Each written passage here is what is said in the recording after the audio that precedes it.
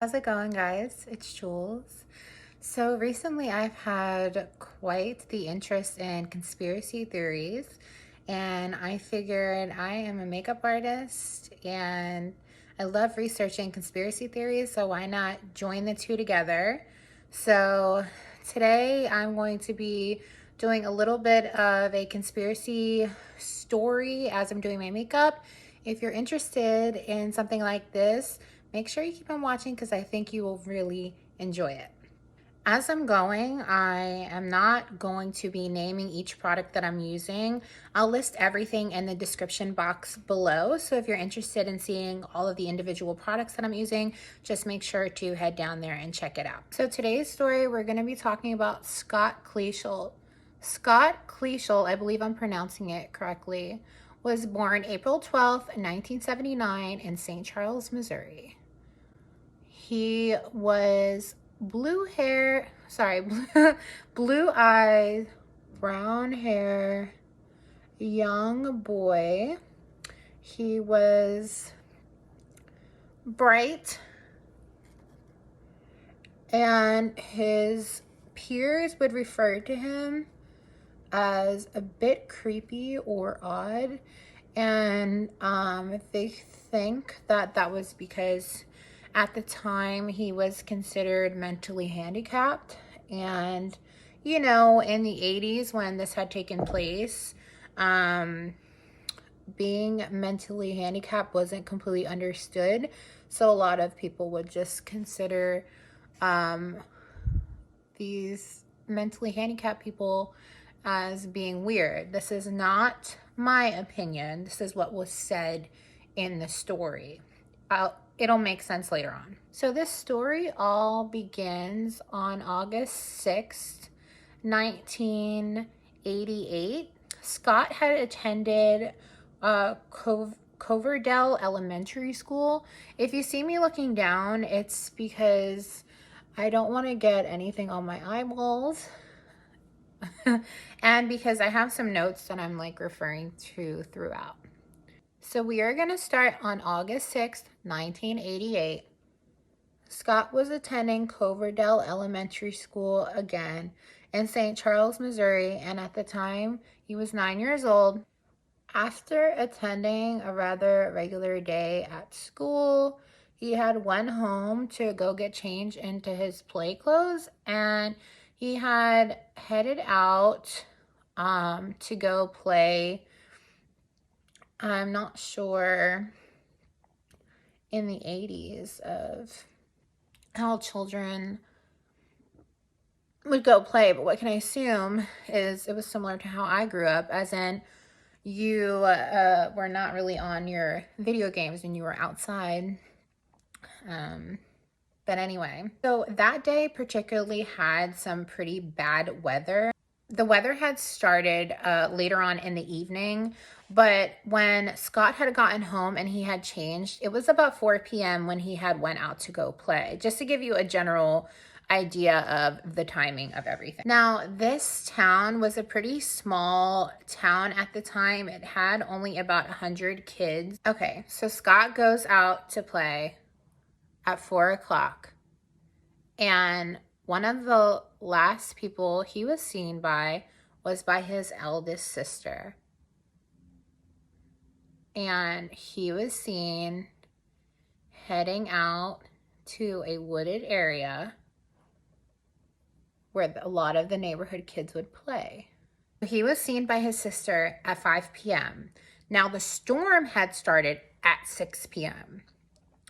This storm was documented as particularly violent. There was a lot of heavy winds and heavy rain and a lot of flooding. So later on in the evening, Scott hadn't come home and his parents began to worry, as most parents would worry.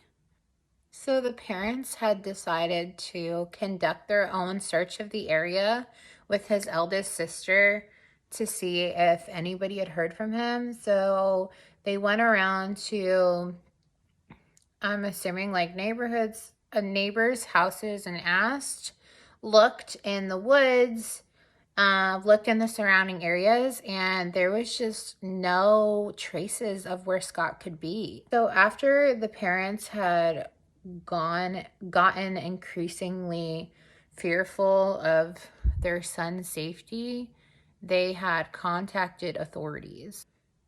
Now, apparently, once the authorities were contacted, they had conducted a search of the surrounding areas along with some dogs that they have. I think the dogs are referred to as cadaver dogs, I want to say, but I'm not 100% sure on that one. So they had conducted a search with the police department, as well as local neighbors that were willing to pitch in, the parents, the immediate family, and the authorities. And there was no remnants of Scott. It was like he had just disappeared. After conducting the search, police were convinced that the storm had taken Scott away and just whisked him away. But the parents were really not going for it. They had really thought that Scott had been abducted. They had thought that Scott had been potentially abducted by Michael Devlin, who was a convicted felon at the time and was charged in the disappearance and killings of two young boys that were in the same area. So the cases sounded very similar, and the parents automatically thought that their son was another victim. So without being able to locate Scott, the case had fallen cold. Could you imagine your kid going missing and you just can't find them, and there is literally no help for you, and the police are telling you, listen, a storm got him. I'm sorry, but best of luck. It's crazy to think that these things happen, and this happened in the 80s, so they didn't have all the DNA proof and resources that we have now to really go about an investigation properly. But it really must have been tough during the 80s and times before that to really locate missing people. I mean, it must have really just devastated families. I could only imagine. So the case had fallen cold until 2016, nearly 28 years later. 28 years later, on a Reddit comment that had blown up. It was titled, "To those who have accidentally killed someone, what went wrong?" Now, this thread on Reddit had gotten over 6,800 upvotes and 10.1K comments. Now, here is what this comment said. This was posted at the time that it was viewed and had went kind of like mini viral. It was posted by a deleted user. I'm gonna read you the actual comment that was posted up until about the end, because the end, he doesn't really say anything of context or worth mentioning. It still haunts me till this day. We had a hideout in this dirt cliffed cove. There was a neighborhood kid who in hindsight was probably mentally handicapped in some way. But to us, he was just some creepy, weird kid. This was the 80s, so we weren't raised politically correct. 3 of us were heading to our base, and sitting up top was creepy kid. We yelled at him to get out, and he said something like, "Make me." Ooh, God forbid if he said, "Make me." He started throwing sticks and dirt at us. We all ran over to the side to make our way up top.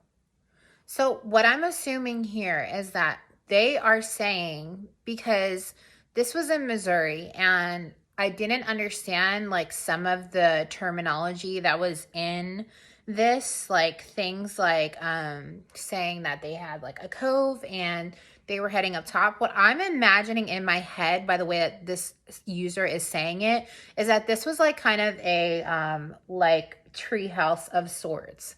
But they said it was at the top of some type of a cove, or like a dugout of some kind of like hill.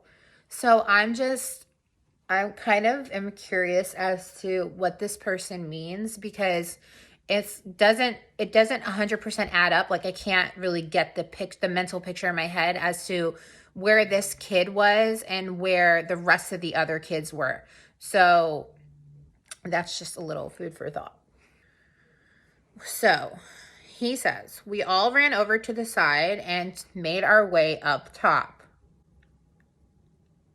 Then this commenter goes on to say, quote, it gets fuzzy here. Oh, does it? Does it get fuzzy there? And I always think too, like when people say like things get fuzzy, like I think I was told many times that when you go through a traumatic situation, your mind kind of like has the ability to block things out so that it's like a survival tactic. But when you do something like very malicious, I wonder if that's the same kind of situation. You know what I mean? Like, I wonder if the mind is just able to block out any kind of trauma, regardless of even if you're the one that's inflicting it. But all I remember is he fell, and I still remember the sound till this day. We went down to check on him, and he was lying in a very awkward position with blood coming out of his mouth.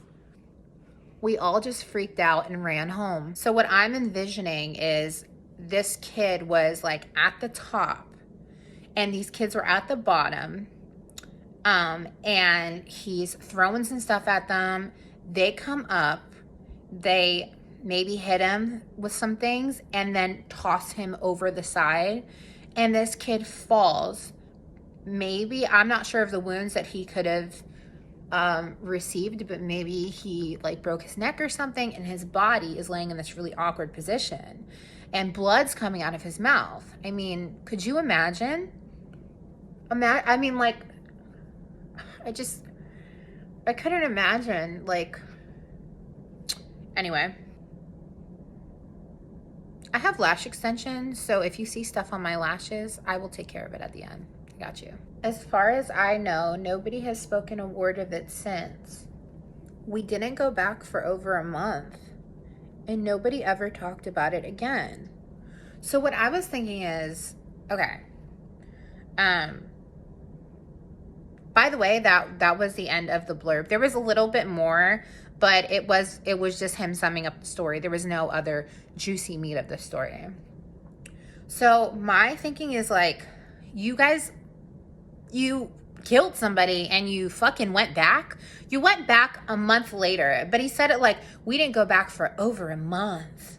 Like, that was such a long time. Like, you would think, like, I would think that if I was involved in something like that, I would not have gone back ever. You would have never called me there ever again. You know what I mean? But I don't know. That's just me. And at the end of his comment, he referred again, saying, again, this was the 80s.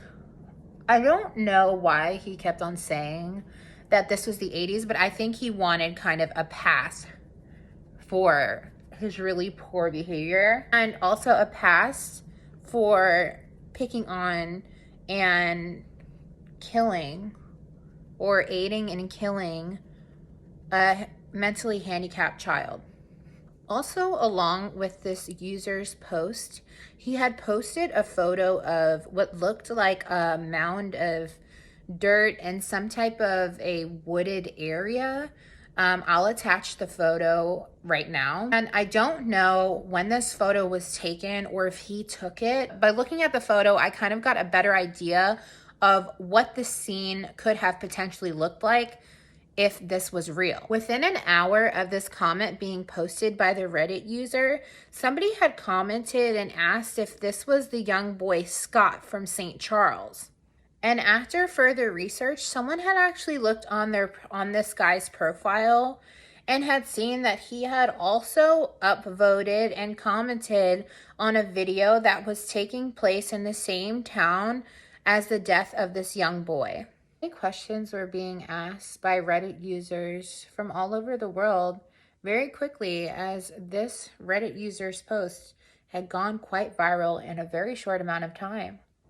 The original publisher of this Reddit thread had deleted their account within only a few short hours of posting this due to the traction that it was receiving. Some people had a theory that this Reddit user was only posting this for a Reddit point.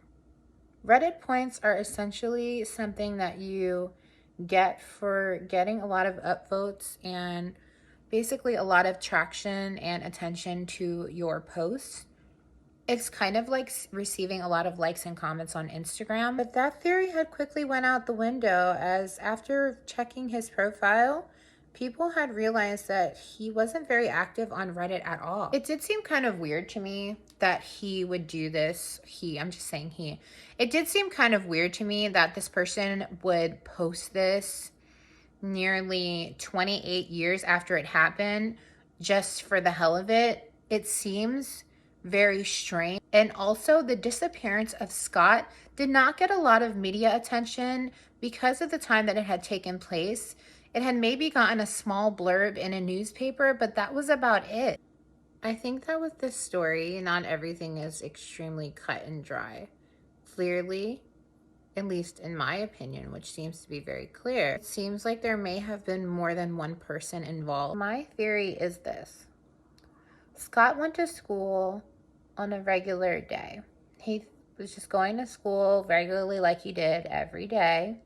Came home, and when he came home, he wanted to go out and play. So he went home and got changed into his black t-shirt that said "Rude Dog" on it. He put on his khakis and high top sneakers and went to hit the town. He must have somehow ran into that same playhouse that those other kids frequented. My theory is that he had been there several times before and was probably revisiting. Once he got there, he ran into those stupid, obnoxious kids that started bullying him and teasing him, and eventually shoved him off of the top, which inadvertently killed him. These kids saw what they had done, knew that he was dead, freaked the hell out, and ran home. Right after they ran home, the storm came. Now, this area was notorious for landslides, and the police had originally thought that a landslide had covered Scott's body. I think if his body was covered by a landslide, it would have made sense as to why his body was never recovered and why police and cadaver dogs couldn't find him. The only thing that negates my story is that cadaver dogs did pick up Scott's scent. Only thing is that his scent was tracked for 5 miles in the exact opposite direction of where this Reddit user said the crime took place. It's essentially two theories that could be the case. Either the Reddit user was commenting just simply for attention, but I find that a little bit hard to believe based off of how much information that he had. I believe I'm referring to him as he because I think that when somebody had looked at their profile, they had come to the conclusion that this was a male that was admitting this. But again, I'm not 100% sure, so please just bear with me here. So he could have either been lying or telling the truth. The sad part about it is that till this day, his family has no clue as to what happened to him. And there's been no answers and nobody that's come forward saying anything in the involvement of Scott's disappearance. This case remains unsolved and Scott's body has never been recovered. It really must be devastating for the family because imagine if a loved one just disappears and you never get an answer at all. But his family still remains hopeful that one day they'll get some answers in the case of their son, who disappeared at only 9 years old. No one has been able to locate this Reddit user. A lot of Reddit users are actually anonymous, so I'm not sure if we'll ever really know who this person was or if they were telling the truth. It's just one of the things with the internet, you know, you never really know who's on the other end. I truly hope that at some point Scott's family will be able to get some type of justice, just general closure. I think everyone who has lost somebody really deserves that. And the thing about conspiracy cases and missing people cases is that it's really hard for me to believe that people just go missing and nobody has any clue or the slightest idea of where this person could be. The world is so big, and I always feel like there's always somebody watching, and there's always eyes on everyone. I feel like at all times, even when you think that you are alone, I always think that you are not. There are countless children that go missing every single year, and all you can really do is keep an eye on your children. If you see something suspicious happening, report it, and make sure that your children are not one of those horrible bullies out there. This Reddit user deleted his account because I'm sure he was terrified at how much attention it was getting and had no idea that it would get that much attention. This case remains unsolved and has fallen cold once again. Scott's family, I truly hope that one day you will get the closure and answers that you need to be able to rest easily and know that your son is in a better place, as painful as it must be. The people or person who may have done this to Scott, there's a special place in hell for people who hurt children. Anyway, I hope you guys really like this look. If you're... There's a train going by. Like any day now.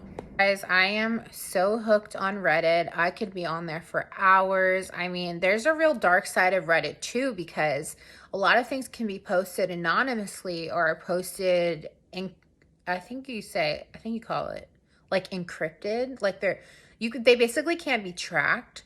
So I wander on there to find a lot of different conspiracy theories. Also, people have been known to just post really crazy things on there, and on Quora too. So I frequent Reddit and Quora and get boatloads of stories and information. So if you guys like this video and would like more like this video, please comment down below and let me know what case you would like me to cover next. Keeping in mind that I really only want to stick to conspiracy theories. If you guys have any ideas about conspiracy theories, let me know. Comment, like, and subscribe. Thank you guys so much for watching, and I will see you in the next one.